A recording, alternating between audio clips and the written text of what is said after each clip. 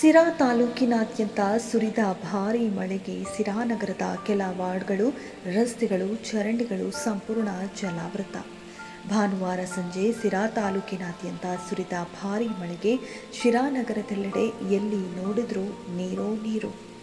ನಗರದ ವಾಣಿಜ್ಯ ಮಳಿಗೆಗಳಿಗೆ ಹಾಗೂ ಮನೆಗಳಿಗೆ ನುಗ್ಗಿದ ನೀರು ಹೈರಾಣಾದ ಅಂಗಡಿ ಹಾಗೂ ಮನೆ ಮಾಲೀಕರು. ವರುಣನ ಆರ್ಭಟಕ್ಕೆ ತತ್ತರಿಸಿದ ಶಿರಾ ನಗರದ ಜನತೆ. ಸತತ 1.5 ಗಂಟೆಗಳ ಕಾಲ ಬಿಡುವಿಲ್ಲದ ಸುರಿದ ಭಾರೀ ಮಳೆ ನಗರದಲ್ಲಿ ಅವಾಂತರ ಸೃಷ್ಟಿಸಿದ್ದು, ಸಿರಾ ನಗರದಲ್ಲಿ ಕೆಲ ವಾರ್ಡ್ಗಳ ಜನತೆ ದಿಕ್ಕೆ ತೋಚದೆ ಕಂಗಾಲಾಗಿದ್ದಾರೆ.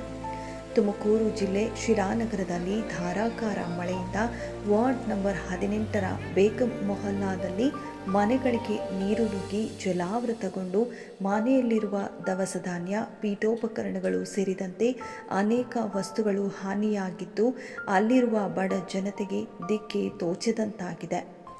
ಸುರಿದ ಭಾರೀ ಮಳೆಗೆ ಕರುವೊಂದು ಚರಂಡಿಯಲ್ಲಿ ಸಿಲುಕಿಕೊಂಡು ಪ್ರಾಣ ಬಿಟ್ಟಿದೆ. ಸ್ಥಳೀಯ ಯುವಕರು ಮಳೆಯನ್ನ ಲೆಕ್ಕಿಸದೆ ಕರುವನ್ನ ರಕ್ಷಿಸಲು ಮುಂದಾದರೂ ಕೂಡ ಪ್ರಯೋಜನ ಬರದೆ ಕರು ಸ್ಥಳದಲ್ಲೇ ಪ್ರಾಣ ಬಿಟ್ಟಿದ್ದು, ನೋಡುಗರ ಕರುಳು ಕಿತ್ತು ಬಂದಂತಾಗಿದೆ.